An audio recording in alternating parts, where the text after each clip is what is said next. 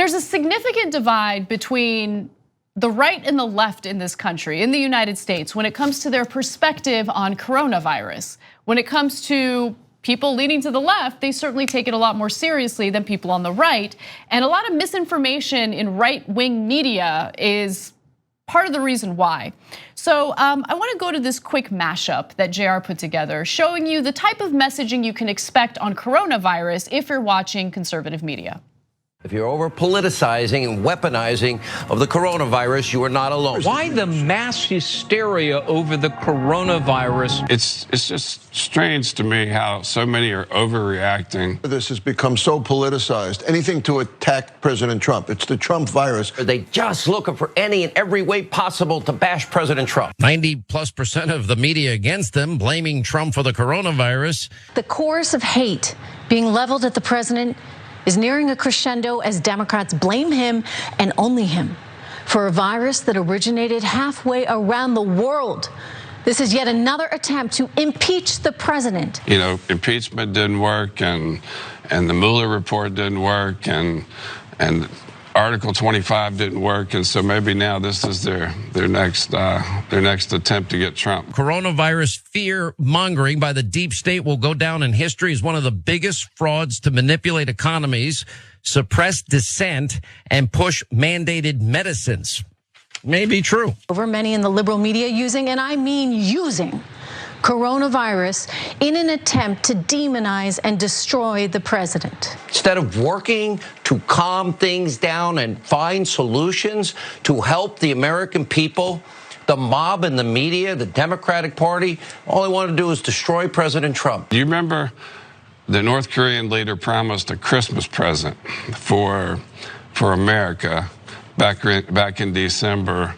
Could it be they got together with China and this is that present? I don't know. I want to remind everyone that the CDC estimates that this year's seasonal flu has resulted in roughly 34 million cases and 20,000 deaths in the United States alone. It's actually the safest time to fly. Everyone I know that's flying right now, terminals are pretty much dead. Those towns. If you're young and you get it, not a problem. Why is everyone panicking? Both of those residents were elderly and had traveled internationally. So when you hear the context, it's not quite as scary. You know, this is a time to be united, not to be pointing fingers, not to be encouraging hate. And yet, what do we see? We see the absolute opposite from the left tonight. Make no mistakes, in serious situations, truth matters, facts matter, and unfortunately there's been way too much politicizing of this, too much, well, untruths being told.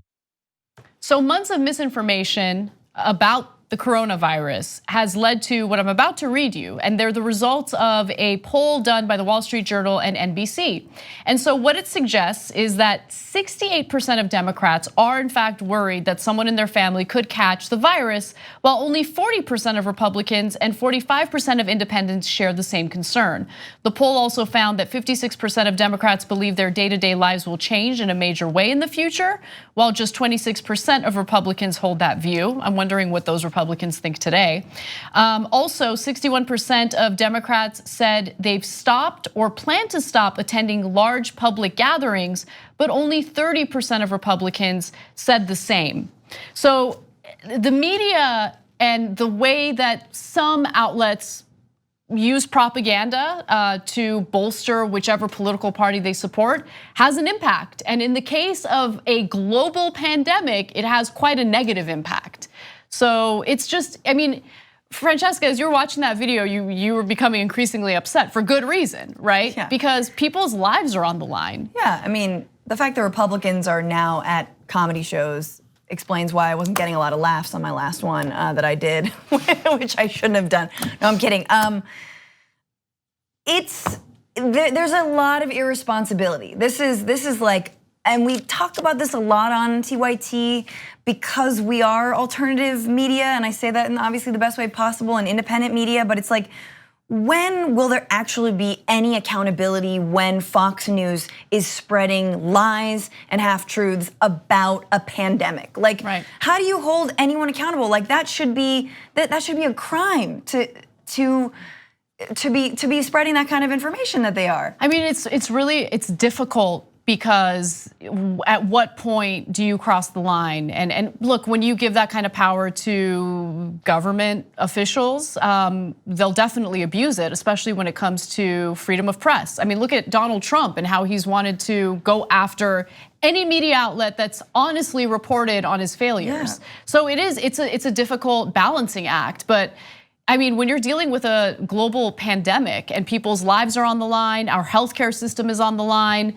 what do you do to hold media outlets accountable for the misinformation they spread? Right, and I think that, like, imagine if we only had Fox, right? And I think that's what countries like China are going through, where you're only going to have media outlets talking, how great the country's doing, how great government's doing it, and I think that is a slippery slope we want to, not get into.